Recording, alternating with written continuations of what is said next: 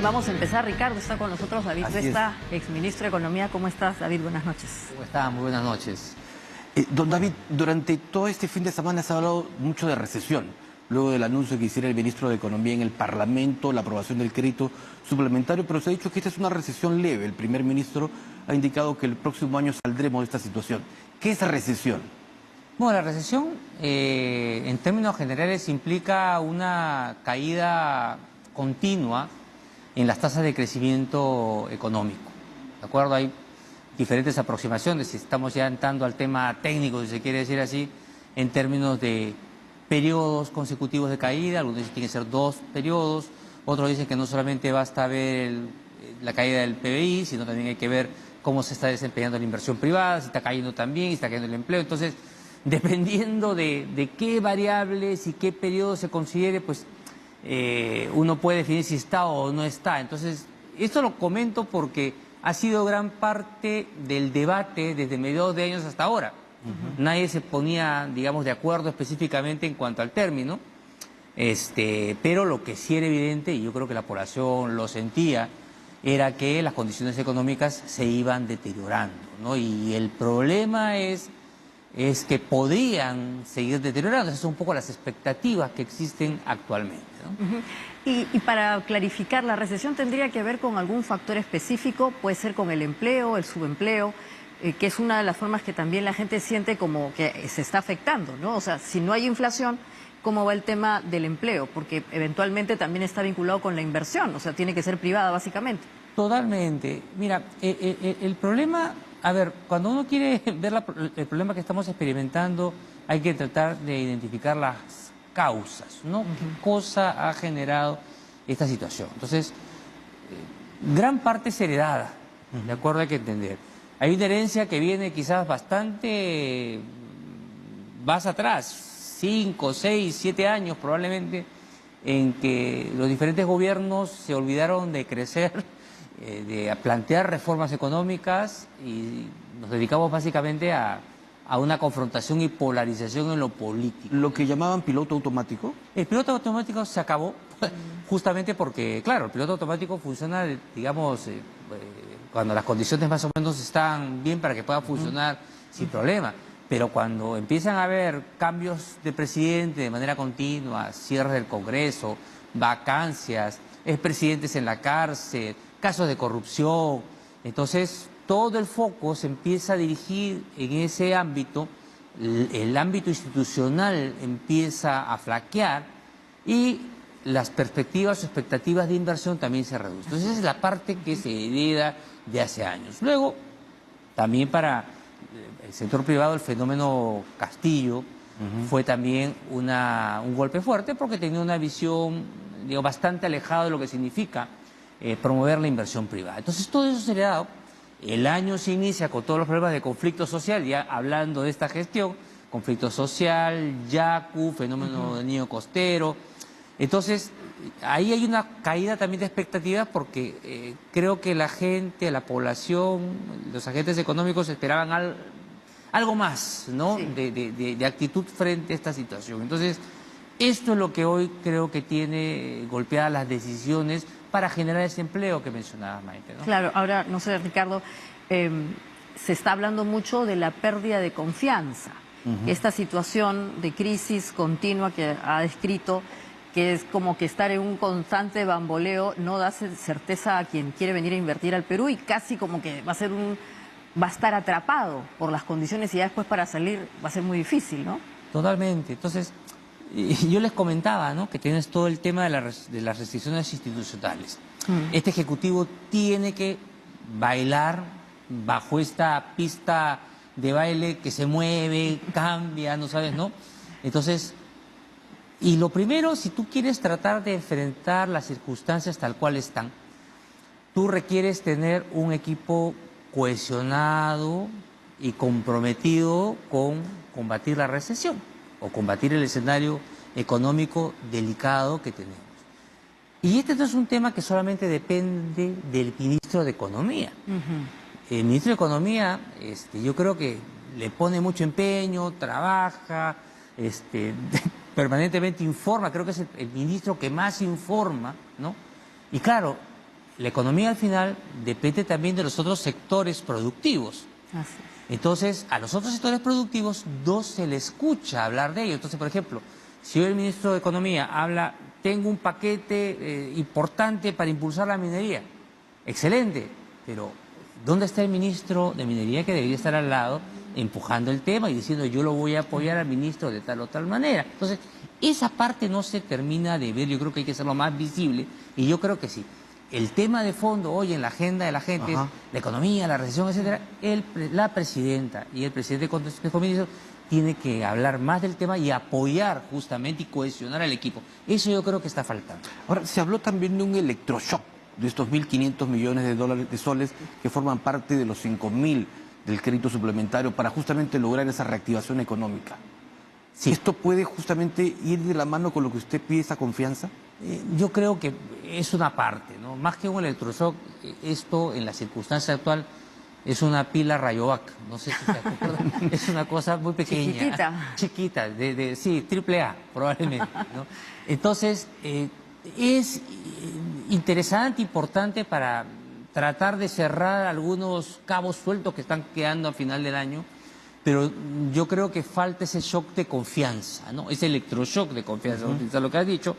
Y me parece que el ministro hoy ha dado algunas pistas de las cuales se va a trabajar, donde mencionó justamente el tema minero, yo por eso lo he mencionado ahora. Entonces hay que ver estos detalles, pero repito, ¿no? Yo creo que este tema es injusto, ¿no?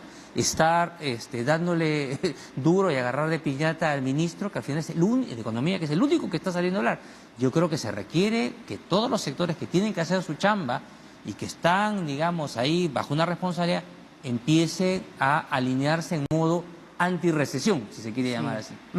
Y ahí, no sé, Ricardo, exministro, usted ha indicado algo que es cierto, los otros sectores también deberían manifestarse y aparece lo que se suele decir en los ambientes políticos, que el ministro de Economía, si está empoderado, es una suerte de premier, de segundo premier, porque él es el que maneja los presupuestos y obviamente tiene la capacidad de convocar a tal o cual y decirles, bueno señores, ahora al tema minero le metemos velocidad, al tema de produce le metemos más a las pymes.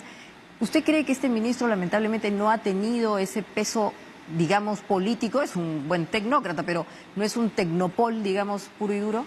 Es que ese tema del peso político del BEF es cierto en tanto tiene ese arropamiento desde arriba, ¿no? Yo creo que eso es muy importante, ¿no?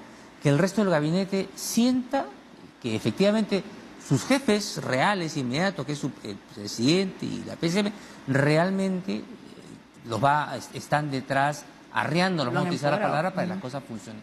Y hoy, en las condiciones que hemos estado comentando, con tanta polarización, y de 10 años ahora, por ejemplo, cada vez se ha hecho más estrecho el espacio para cometer errores, ¿no? Para desviar. Entonces, requiere mucho apoyo. Fíjate, por ejemplo, repito en el tema minero, ¿no? Se habla del tema de simplificación de los trámites, ¿no? Reducir la tramitología. La ventanilla única. La ventanilla única. Pero eso está escrito en el papel. Todo el mundo puede estar de acuerdo que bien que se ha hecho la ventanilla única, pero esa ventanilla única hay que articularla. Eso implica reducir tiempos, ¿no? Y reducir y simplificar trámites. Entonces, el funcionario de turno dirá, oye, ¿y quién me manda a hacer eso? La Contraloría no me va a caer luego después por hacer algo que se llama simplificación. Claro. Entonces, ¿dónde está ese apoyo para que el funcionario, que es el que finalmente va a hacer ese trabajo en la práctica, se mueva? Entonces, requieres que el mando llegue y eso no va a llegar difícilmente desde la coordinación del MEF, ¿no?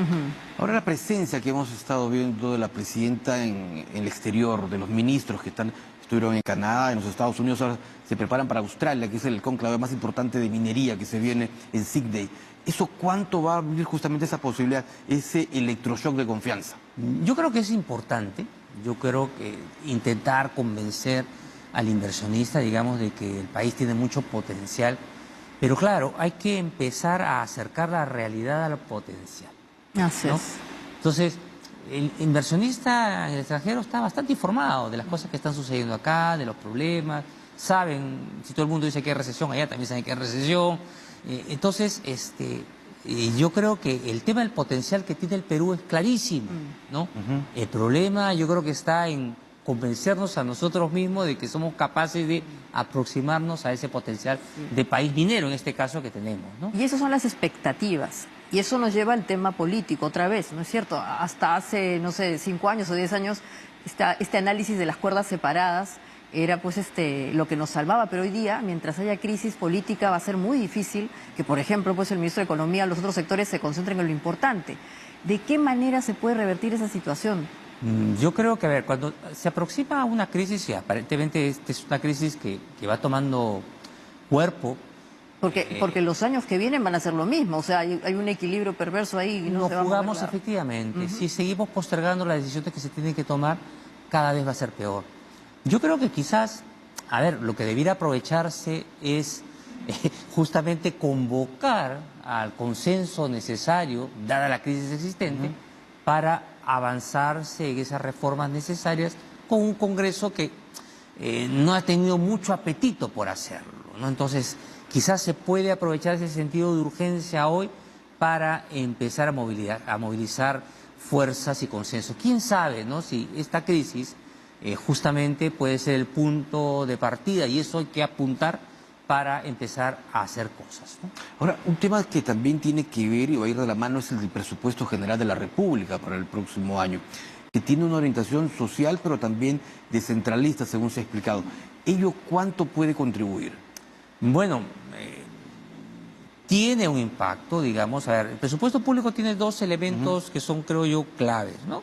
El primero es el tema de lo que significa la estabilidad fiscal. Hay que respetar justamente los márgenes, los techos y manejarlo con mucho cuidado, más aún que a veces en situaciones de crisis se quiere gastar más y realmente estamos algo al límite ahora. Hay que tener mucho cuidado con ese lado.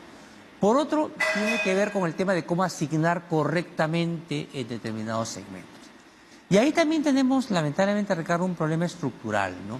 Cuando uno mira cómo ha ido evolucionando la estructura del presupuesto, lo que tiende a crecer permanentemente es planillas. Así es. Entonces, claro, me parece muy bien que el Estado crezca, que pueda ir teniendo más funcionarios, por supuesto, pero uno como ciudadano esperaría que también que los servicios y la función del Estado vaya creciendo al mismo ritmo. Entonces, yo creo que ahí hay una desconexión, ¿no?, todavía entre lo que significa este Estado que necesitamos y que está creciendo, al menos en planillas, pero que no revierte correctamente en el ciudadano, que en muchos casos hoy, y esa es la percepción y se ve en las encuestas, se siente abandonado, ¿no?, ante la inseguridad, los sobornos, las coimas, extorsión, etcétera, ¿no? Y por otro lado, cuando te aproximas y quieres ser formal, o sea, empiezas a crecer, sientes a un Estado que te agarra el cuello, te sobreregula, permisos, trámites, exceso fiscal. Entonces, te sientes, no sabes a dónde ir, con qué Estado quedarte, ¿no? Tienes un Estado bipolar hoy, ¿no? Sí. Bueno, para ir casi cerrando, Ricardo, la perspectiva para el próximo año, ¿cuál va a ser? ¿Peor?